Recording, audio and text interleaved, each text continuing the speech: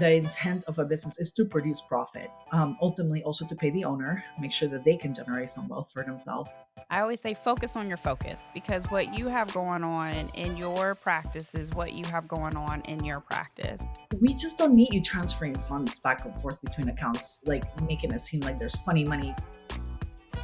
Welcome to CEO Conversations, the private practice podcast. I'm your host, Brandy Mabra. This is your one-stop shop to learn the business side of your practice on a deeper level. On this show, we empower you to own your CEO status to scale your practice for growth, sustainability, and profit.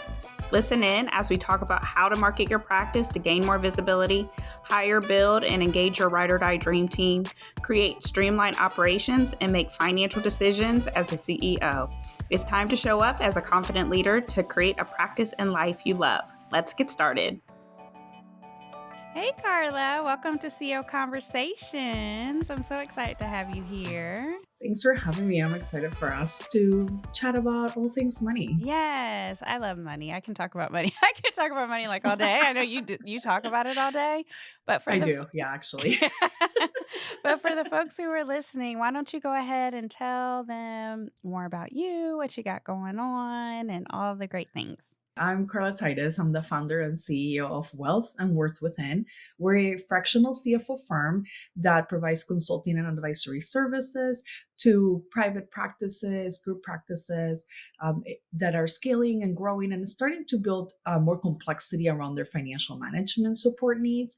And they come to us because they maybe have outgrown their bookkeeping team or their accountant's not answering their questions and they need a little bit more support, someone that's more integrated and that understands their business, that can give them good advice and set up good processes as well so we can track performance.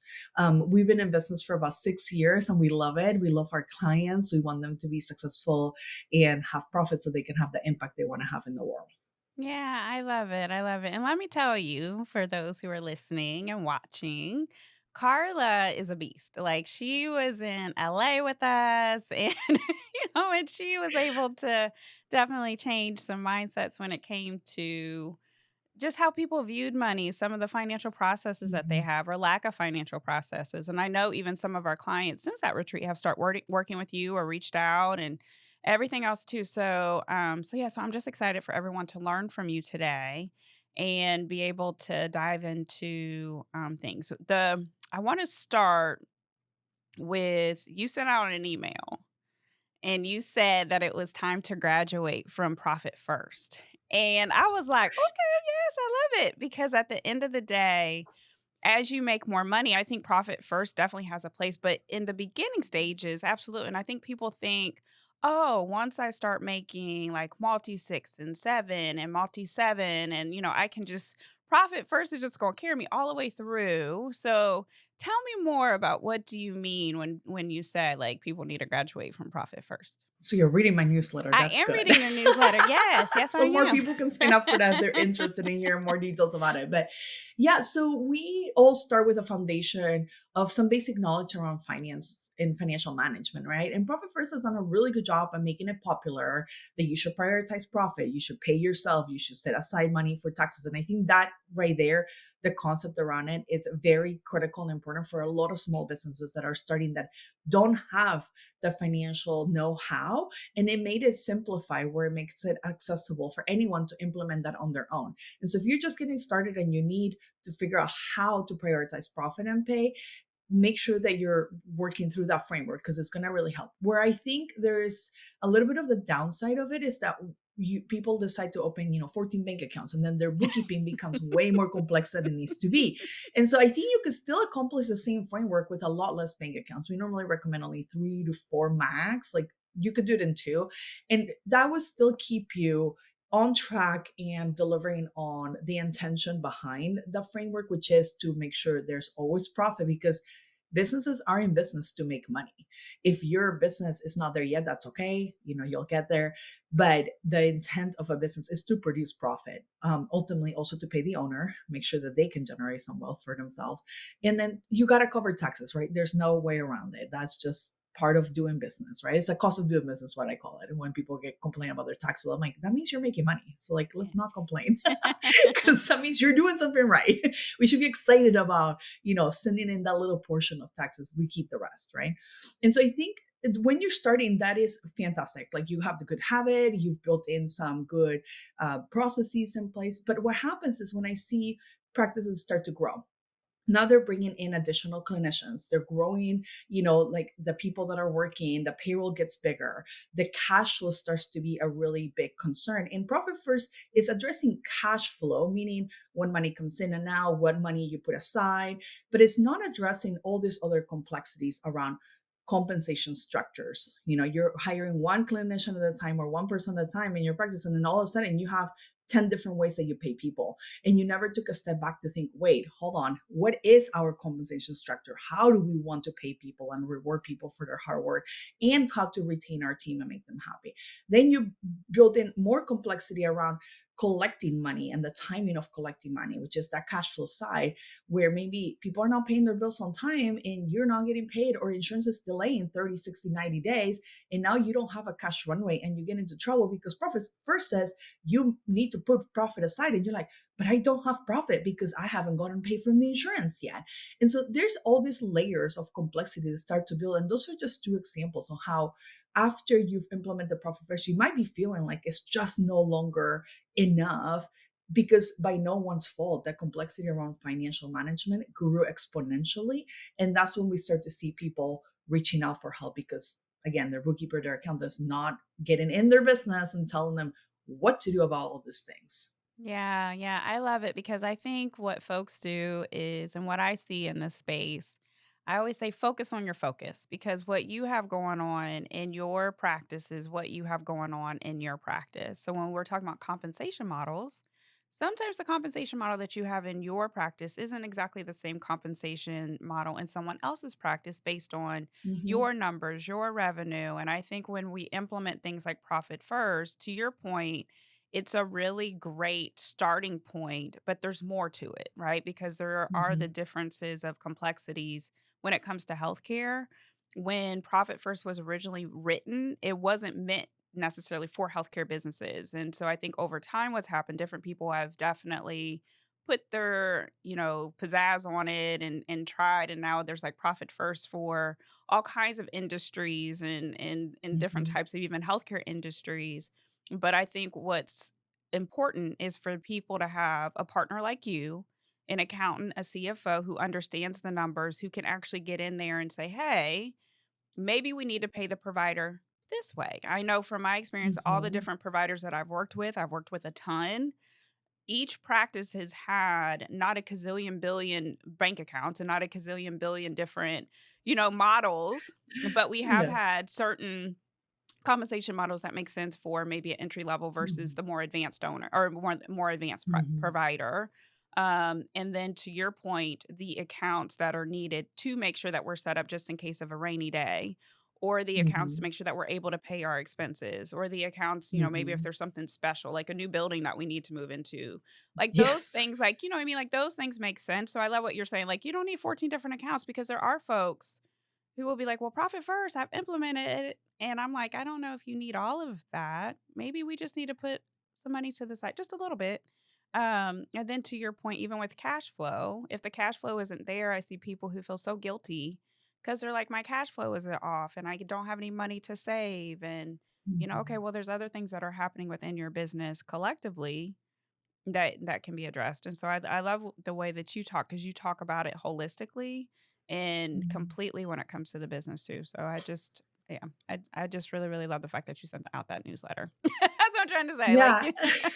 And there's a lot of additional administrative time added when Mhm. you build this complex bank account system. And as an owner, I we just don't need you transferring funds back and forth between accounts, like making it seem like there's funny money going around when it's all the Mhm. same, right? And allocating the right way and tracking it will really benefit you. And if you need to put stuff away to make sure you don't touch it, I totally get that, because some people are like better when they Yeah. don't see, how much money there is for taxes and they don't touch it.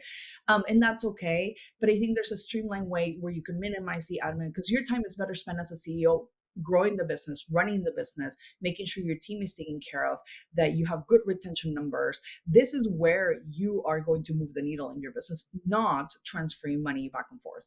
And so I just want to make sure that we're focused on the right things as a CEO of a company is doing, to make sure that your time is well spent on only the things that you can do, that the things that matter the most, not managing admin type tasks like this, every month because you have 14 bank accounts you try to transfer money to. Yeah, yeah. So what are some of the things when people first come to you and they are struggling with their money? Because I think a lot of too when we're thinking about the financial why people have, you said it a little bit earlier, um, is like they don't need to see it. And that's the one thing that I hear is like where you have all this money coming into a pot. So if you're the seven figure Mhm. practice owner, you have $1 million coming into one bank account and trying to manage that, right? And a lot of people's feelings come off of what do I see in the bank account, but it doesn't necessarily mean that balance that you see is the complete financial health of your business, right? So what do you recommend for the folks? Like what are some of the things that you implement in practices to help them have a healthy money mindset, healthy financial processes in order for them to have a financially, healthy business? Yeah, it all starts with good record keeping, to be honest. I know some people like to just skip right over the bookkeeping side of it, but it's such a fundamental and important piece of good financial management. If you can't track things the right way, if you don't know what's happening in your numbers and in your business, you're going to quickly realize that you don't have the data you need in order to make good decisions. And we see this often when we get working with a client. The first thing we'll do is we'll review the health of their books, and we start to see patterns or things that are missing, uncategorized things. It's just things got behind and nobody ever caught it. And you're not, if you're not on top of it because maybe you don't love managing money or looking at your results because maybe they're not as good as you want them to be. And so we tend to shy away from that very easily. And I completely understand that we're bringing our own money stories, potentially some trauma from the past around money, and we have to acknowledge that that is real and that that will get in the way of you looking at your numbers. So we got to recognize, okay, why are we not doing this? Is because maybe we're feeling shame or judgment or embarrassed about our numbers, how they are today. And once you acknowledge that that's a feeling, you have to work through it, right?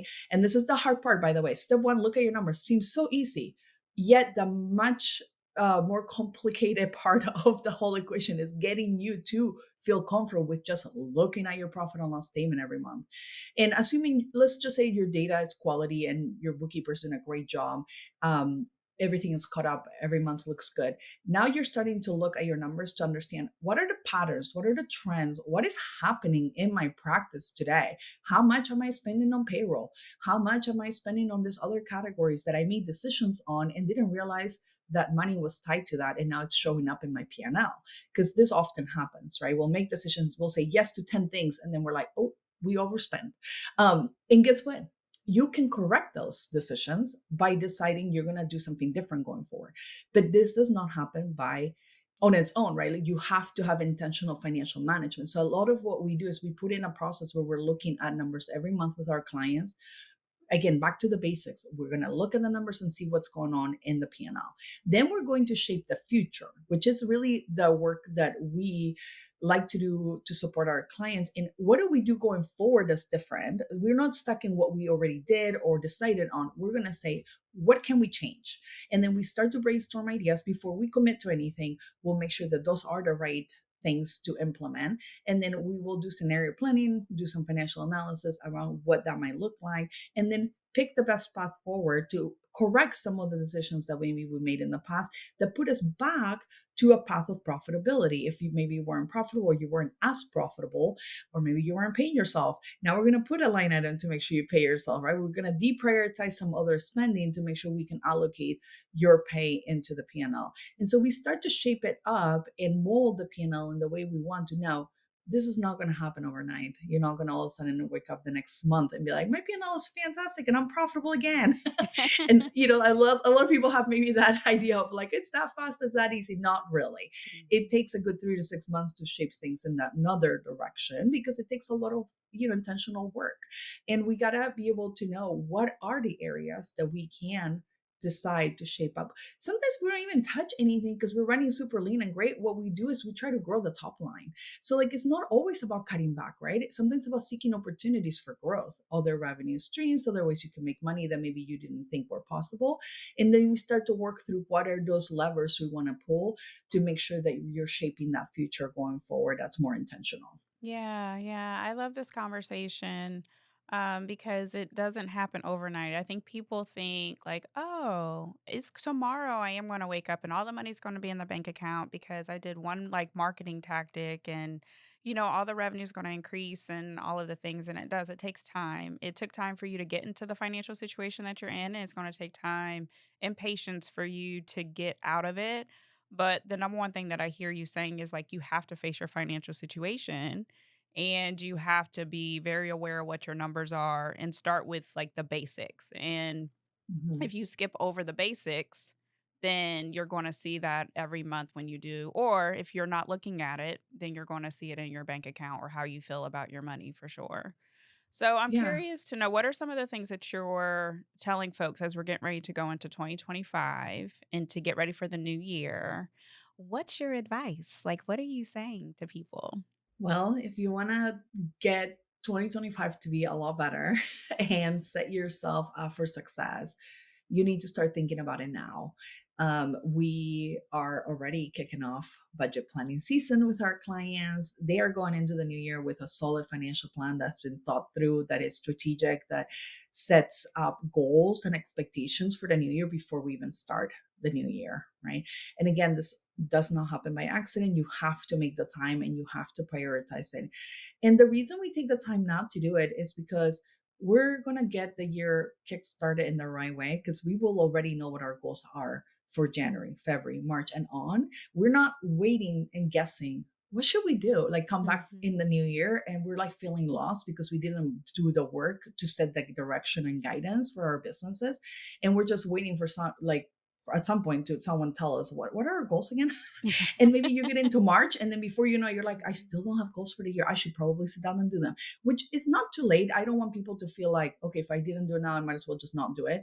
It's not too late to do it, but just keep in mind the sooner you get ahead of this, the more proactive you're getting in the driver's seat of your car and you're actually putting your hands on the steering wheel and you're going to say, we're going to go to this destination and it's going to take us this long and we're going to go at this speed and we will make sure that we stop for gas on the way there. And that's what setting goals does for your business. Now, if you're working with a CFO, you happen to have a co-pilot that tells you, by the way, you're about to run out of gas, you need to stop. By the way, we need to take a detour because there's traffic here, let's go around. And that's what the job of the CFO is, to partner with you to kind of help set that direction. And so having a CFO will also help you, remember those dates of like, oh, we need to plan. We need to get started on some of these things. We need to check on performance. We need to know what are we doing, not just looking at the bank account and saying, oh, we have money. But then what you forgot is that on Friday you have to run payroll. And by the way, that balance might not be enough to cover it.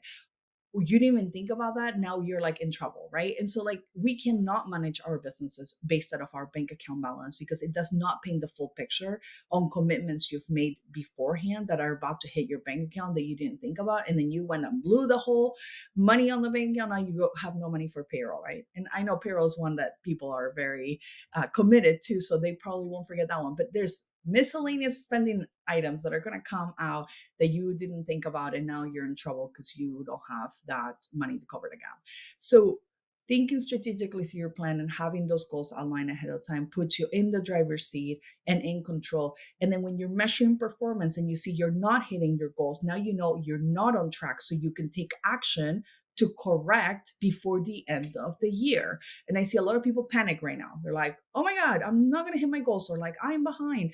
And you got a couple months left and it might not be enough time to correct it, right? So you want to be doing it throughout the year so that you don't get caught by surprise and I am on track to hit my goals, or ooh, this month wasn't great, like the summer slowdown was real, and then we need to make that up in the fall, right? So you are already proactively shaping what you need to do. Maybe you came up with some ideas for, creating new revenue streams in your practice, and now you're on back on track and you did not wait till the end of the year to find out that you were not going to hit your goals. Yeah, yeah, like the proactive piece is so important. And if you can plan for your seasons of growth or your seasons of just business, it's really, really helpful.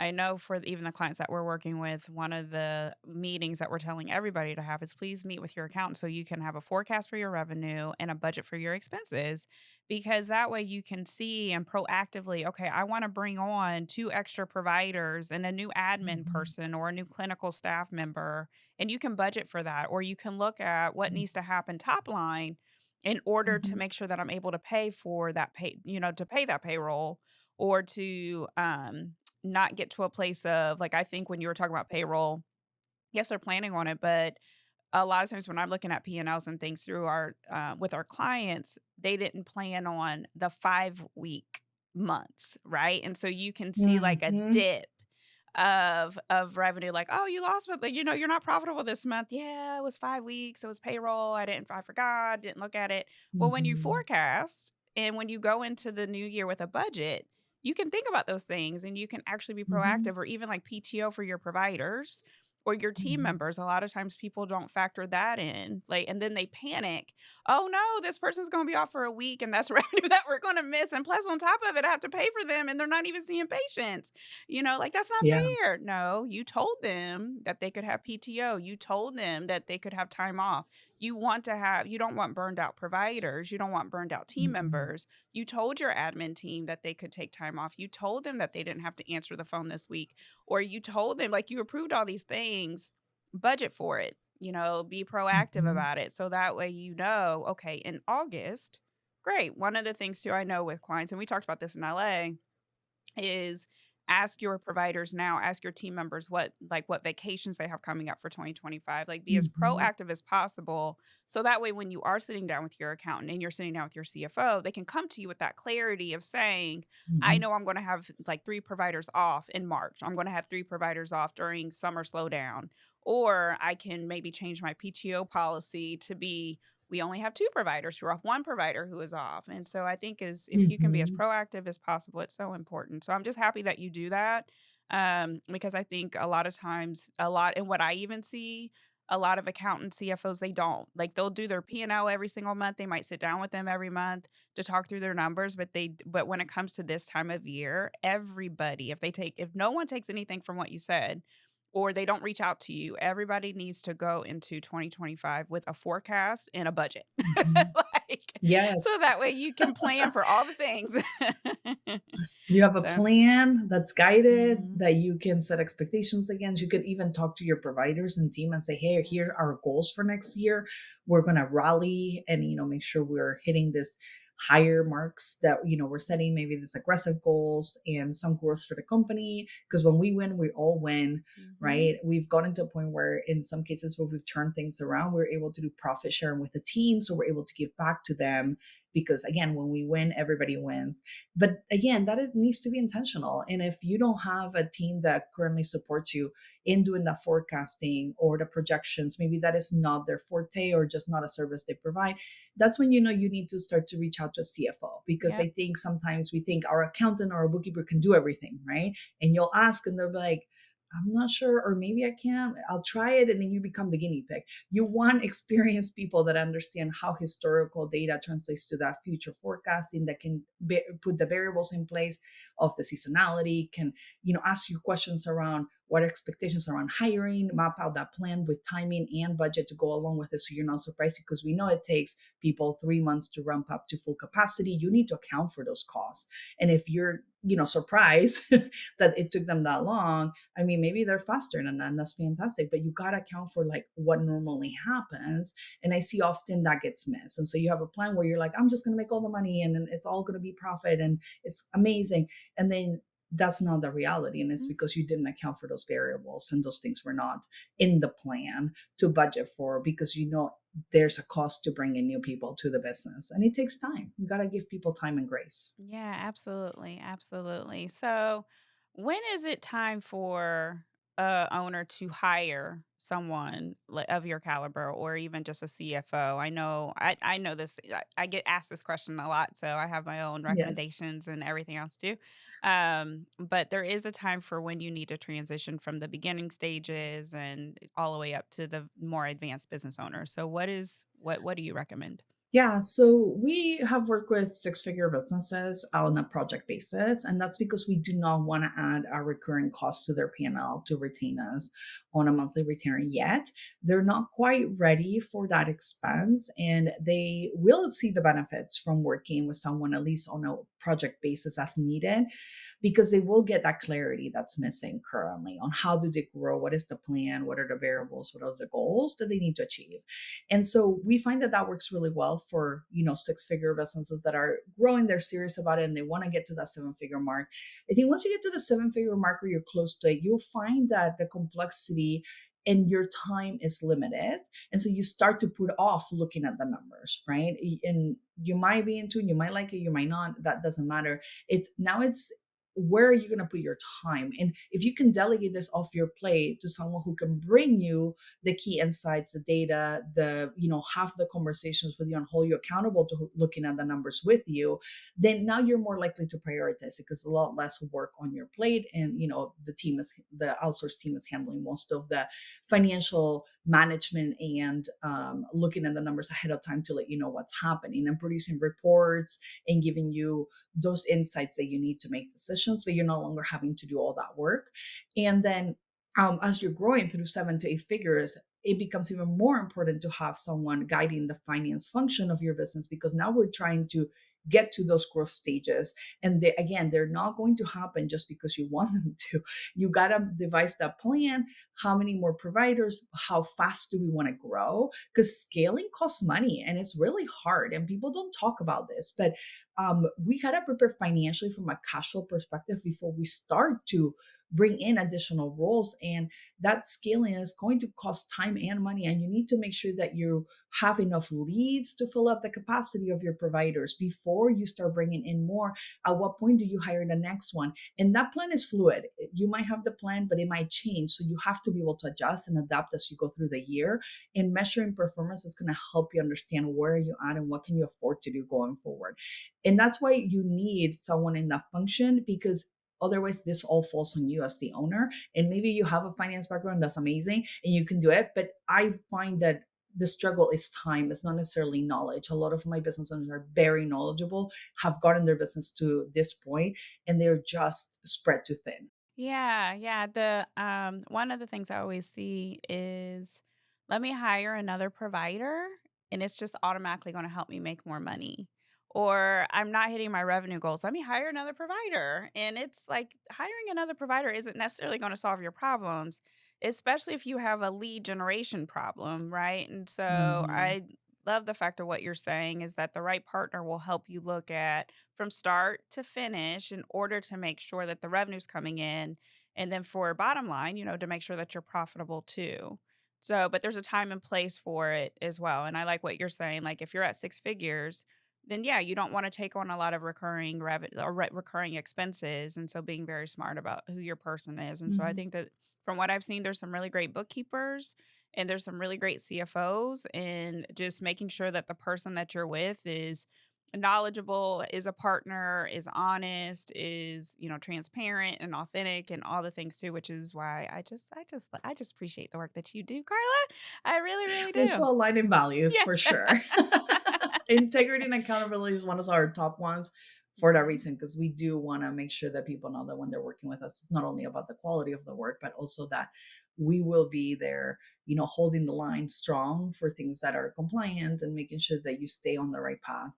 Um, but also what I see often, Brandy, is like this gap on like they think that, like you said, bringing another provider will solve all the problems. And actually the problem is lack of accountability and their team is not hitting their goals, and bringing another provider is just going to magnify that problem and make your loss even bigger because you never held accountability of the sessions that they needed to hit in order to make the goals for the company. And you got to solve that problem first before you add more to it, and making sure you have enough leads, to cover that gap. Because sometimes it's not that the providers don't want to work or do more sessions. It's sometimes you're not giving them enough work, and that's on you Mhm. as an owner, right? So you got to just figure out what is the root cause of the problem and really diagnose the right problem that you can solve before you make it worse by adding more pieces to the puzzle. Yeah, amen, amen. It's funny in private practice CEO, that's the topic of the month is a culture of accountability.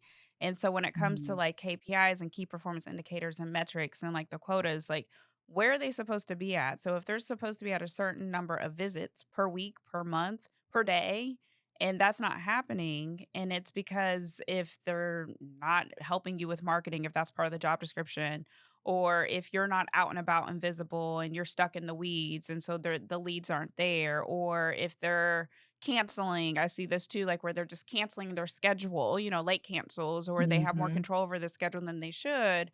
All of those things are going to impact or it's going to impact the financial piece from an operations piece and especially from a leadership piece too. So 110% I agree with you. And I'm like, yes, a culture of accountability. You have to hold your team accountable for what they've been hired to do. And if you're already having a hard time having hard conversations, then bringing on someone else is just going to magnify what is already wrong. And so I always suggest for people focus on what you have. Like if you can't fill your current schedules or if you're having a hard time with the current team, focus on that and see if you can, like your job is to have the right conversations, to talk to the providers, to talk to your admin team, to set the expectations, to talk about what the performance goals are, to talk to what the metrics are, the key performance indicators, to be very mhm. clear on what the vision is, right? And to honestly just hold people accountable. And then from there, then you can dive into what is the next hire, what's the next provider, where are we going? And then Yeah. sometimes it's a matter of weeding the team out. So I've turned over a lot of teams and Mhm. and sometimes it just isn't a good fit. It's a square peg in a round hole and you just need to hold that person accountable to weeding them out. And that's okay. That is okay. I think people hold on to people way too long. And so I just yeah, I could go on a tangent about that comment. Those hard conversations are definitely needed. I know we gotta muster up the courage, right? Mhm. But I think what's harder is when you have a business that's losing money every month and you Yep. can't make payroll and now you're going into debt to fund that. So you can choose your heart, but I think that having the conversations and holding your team accountable for what you hired them to do and you're Mhm. compensating them to do is the easier one of the two that I Yes. describe, and a necessary step. And sometimes, we see teams turn over when we hold accountability because there's people that are just not bought into that. And that is okay. Like Brandy said, we've also turned over many Mhm. teams, not by choice. We give them a choice. We Yep. say, your option is you can perform, we can coach you and help you make Mhm. progress. And if we see progress, we're happy with that. But if ultimately you choose to opt out, that is your decision, your Mhm. choice. We are grown-ups and we're going to have that hard conversation on accountability to set the right expectation. And then what we do with every new hire after that is we set the expectation at the beginning and we hold the line at the beginning. So it's not hard anymore. And now the culture shifts over because now everybody is bought into that accountability and knows that there's an expectation they need to meet. And it's no longer a conversation because it's just what it is. And so, but it does take time. It is hard. We've been through that with owners and it's no fun. But the outcome on the other side of it, like I Mhm. mentioned, is that whole profit sharing, a fully functioning team, a profitable business that will be here for years to come that can employ people for many, many, years, decades, hopefully, and a happy owner that wants to do this for the long term. So don't discount the merits on the other side because they're absolutely worth it. But we're not saying it's easy. It will be the hardest thing you'll ever do, but necessary for sure. Yeah, absolutely. Absolutely. There's one of our clients where she started to hold people accountable and having harder conversations. And I warned her, I said, just be prepared. Some people are getting ready to put in their notice, and it's going to be throughout the whole Mhm. practice. So be prepared revenue wise for providers, be prepared admin wise for time, be prepared. And so that's starting to take shape. And so what's starting to happen is what we're lovingly calling a mass exodus. However, it's because, like, even the folks who are leaving square peg and round hole, they're not willing, it's not a good fit. They appreciate the work that Mhm. she's doing. There's no hard, um, like no hard feelings or anything like that, but it's just not a good fit for where the practice is going. And I told her that exact same thing. Like on the other side of this is freedom. On the other side of this is an engaged team. On the other side of this is a healthier business culture. On the other side of this is a healthier mindset. However, it's going to suck when you go through it because you still have to figure it out and you still have to have these conversations with remaining team members. Yeah. But for my experience, I Mhm. would almost rather for there to be boom, boom, boom, boom, boom of people leaving compared to like there's some folks like when you're trying to bring in higher performers, sometimes the people who are still there aren't put like the bad energy onto the good energy. So Mhm. yeah, so I just it's all connected. It really is from a financial perspective, team perspective, leadership perspective, operations perspective, marketing perspective. It's all connected for you to have a completely thriving business. So thank you for today. Thank you for this conversation. So I know there's going to be people who are like, I need Carla in my life. I need Carla's company in my life. So where can people find you? Yeah, we would love to support your journey and get some more financial management taken off your hands so you can free up some bandwidth to do things that only you as a CEO should be doing. And you can find us at wealthworthwithin.com. There is a Let's Get Started button where you can book a call to talk to us about what are your support needs. If we can be the right fit for you, we'll let you know. If we're not, we'll make sure to find you someone who is. And we do everything from professional bookkeeping services to fractional CFO, project based and on retainer to support your team growth and your financial path, going forward. If you're missing those processes, like it's time to take care of them before the new year, like reach out. We also have the newsletter, like Brandy mentioned. We put really good topics out there apparently that, It's really get good. us interviews on podcasts. So like if you want to read alongside, make sure you sign up on our website. If there's a newsletter, sign up, go ahead and get your email in there. And if nothing else, we put a lot of educational content on social media at Wealth Worth Within on Facebook, Instagram, and LinkedIn. We're very active. And we just want owners to feel empowered by their numbers, their finances, get excited about their money again, because it can be really good if it's actually looking great, right? And we want you all to feel encouraged, on that there's a better way, there's a path forward, there's a way to fix all of this. Not easy, but worth it. And if you need help, we would love to support you as a business partner that's involved in giving you that consulting and advisory support, as well as the financial analysis needed to make good decisions in your business. Yeah, yeah. Thank you so much for sharing that. What I love about your business is the fact that you grow with a business. And so for folks who are wondering, like, do I need to reach out to Carla? Absolutely, because you need somebody who can help you as you're navigating different stages too. So thank you, Carla, again. Yes. I appreciate you being Thank part of you. CEO Conversations. Thanks for Yes. having me. You're welcome. So welcome. Thanks for listening today. I hope you enjoyed the episode and it empowers you as the CEO of your practice. If you enjoyed the podcast, please make sure you subscribe, share the message, and leave a review. If you want more information and support in growing and scaling your practice, click the link in the show notes to take advantage of our free resources or apply to work with me directly. Thanks again, and I'll see you next time.